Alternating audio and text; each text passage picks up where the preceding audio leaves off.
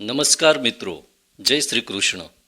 જેમ જેમ ઉંમર 40 વર્ષની આસપાસ પહોંચે છે, શરીરમાં ઘણા કુદરતી ફેરફારો થવા લાગે છે. મેટાબોલિઝમ ધીમું પડવા લાગે છે, સ્નાયુઓની શક્તિ ઓછી થવા લાગે છે, હાડકાં નબળા પડવા લાગે છે અને હૃદયરોગ, બ્લડ પ્રેશર તેમજ શુગરને લગતી સમસ્યાઓનું જોખમ વધી જાય છે. આવા સમયે ખાનપાન પર વિશેષ ધ્યાન આપવું ખૂબ જ જરૂરી બને છે. હેલ્થ એક્સપર્ટનું માનવું છે કે 40 વર્ષની ઉંમર પછી કેટલાક ખાદ્ય પદાર્થોનું વધારે પડતું સેવન શરીર માટે નુકસાનકારક સાબિત થઈ શકે છે. એનો અર્થ એ નથી કે આ વસ્તુઓને ક્યારેય અડવાનું જ નથી, પરંતુ તેમનું સેવન ખૂબ જ મર્યાદિત માત્રામાં કરવું જોઈએ. તો દોસ્તો, આવો જાણીએ એવી 7 વસ્તુઓ વિશે જેને 40 વર્ષની ઉંમર પછી ઓછી કરવાની સલાહ આપવામાં આવે છે. નંબર 1. વધુ ખાંડ અને મીઠી વસ્તુઓ.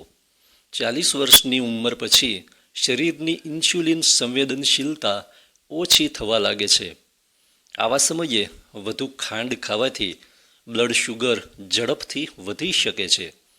કઈ વસ્તુઓથી બચવું?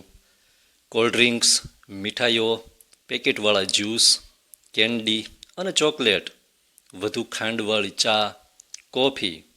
નુકસાન: ડાયાબિટીસનું જોખમ, વજન વધવું, ફેટી લીવર, ત્વચા પર વહેલી કરચલીઓ. તો શું ખાવું? તાજા ફળો મર્યાદિત માત્રામાં, ખજૂર તથા ગોળનું સેવન કરવું જોઈએ. નંબર 2. તળેલી વસ્તુઓ. સમોસા, કચોરી, ભજીયા, ફ્રેન્ચ ફ્રાઈસ જેવી વસ્તુઓ સ્વાદિષ્ટ જરૂર લાગે છે, પરંતુ તેમાં ટ્રાન્સ ફેટ અને અતિશય કેલરી હોય છે. નુકસાન: કોલેસ્ટ્રોલ વધવું, હૃદયરોગનું જોખમ, મોટાપો, બ્લડ પ્રેશર વધવું. તો શું કરવું? બાફેલી કે શેકેલી વસ્તુઓ ખાવો. ઘરનું તાજું ભોજન લો. દોસ્તો, વિડીયો પસંદ આવે તો વિડીયોને લાઈક કરવાનું ભૂલતા નહીં. હવે છે નંબર 3. અતિશય મીઠું. ઘણા લોકો ખાવામાં ઉપરથી મીઠું એટલે કે નમક નાખીને ખાતા હોય છે. 40 વર્ષ પછી આ આદત ખતરનાક સાબિત થઈ શકે છે. નુકસાન: હાઈ બ્લડ પ્રેશર, કિડની પર દબાણ, હૃદયરોગનું જોખમ અને શરીરમાં સોજા. તો શું કરવું? પ્રોસેસ્ડ ફૂડ ઓછું ખાવો. અથાણાં અને નમકીન મર્યાદિત કરો. ભોજનમાં કુદરતી મસાલાઓનો પ્રયોગ કરો. નંબર 4. પ્રોસેસ્ડ અને પેકેટવાળા ફૂડ. આજકાલ બજારમાં મળતા મોટા ભાગના સ્નેક્સ, બિસ્કિટ અને રેડી ટુ ઇટ ખાદ્ય પદાર્થો પ્રોસેસ્ડ હોય છે. ઉદાહરણ: ચિપ્સ, ઇન્સ્ટન્ટ નૂડલ્સ, પેકેટવાળા સ્નેક્સ અને પ્રોસેસ્ડ મીટ. નુકસાન: મોટાપો, હૃદયરોગ, સોજા આવવા અને પાચન સંબંધિત સમસ્યાઓ.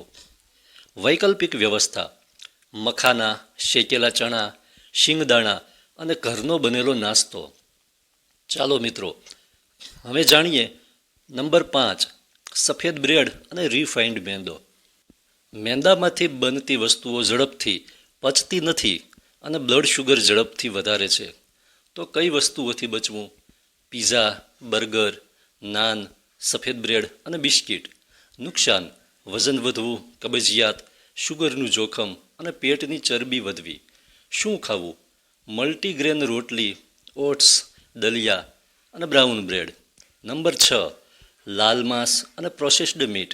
મિત્રો, નિષ્ણાતોના મતે અતિશય પ્રોસેસ્ડ મીટનું સેવન સ્વાસ્થ્ય માટે ખૂબ હાનિકારક હોઈ શકે છે. નુકસાન: હૃદયરોગનું જોખમ, કોલેસ્ટ્રોલ વધવું, પાચન સંબંધિત સમસ્યાઓ ઉદ્ભવે છે. તો શું ખાવું? દાળ, રાજમા, ખીચડી, દાળિયા. નંબર 7. અતિશય દારૂ અને મીઠા પીણા. 40 વર્ષની ઉંમર પછી લીવરની કાર્યક્ષમતા પહેલાં જેવી નથી રહેતી. તેથી દારૂ અને મીઠા પીણાઓનું વધુ સેવન સ્વાસ્થ્યને નુકસાન પહોંચાડી શકે છે. Fatty liver, high blood pressure, વજન વધવું અને ઊંઘની સમસ્યાઓ ઉદ્ભવે છે. તો શું પીવું? સાદું પાણી, નાળિયેર પાણી, છાશ અને ખાંડ વગરનું લીંબુ પાણી અથવા સાકરવાળું લીંબુ પાણી. ચાલો મિત્રો, હવે વિડીયોમાં આગળ જાણીએ કે 40ની ઉંમર પછી શું ખાવાનું શરૂ કરવું. માત્ર ખોટી વસ્તુઓથી બચવું જ પૂરતું નથી, પરંતુ સાચું ભોજન પણ જરૂરી છે.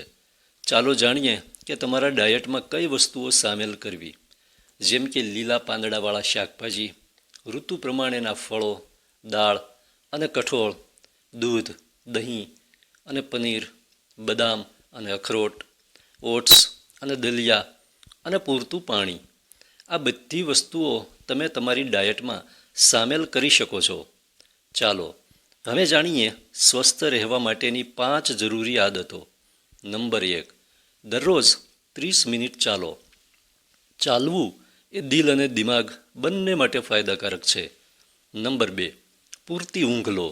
રોજ 7 થી 8 કલાકની ઊંઘ જરૂરી છે. નંબર 3, તણાવ ઓછો કરો.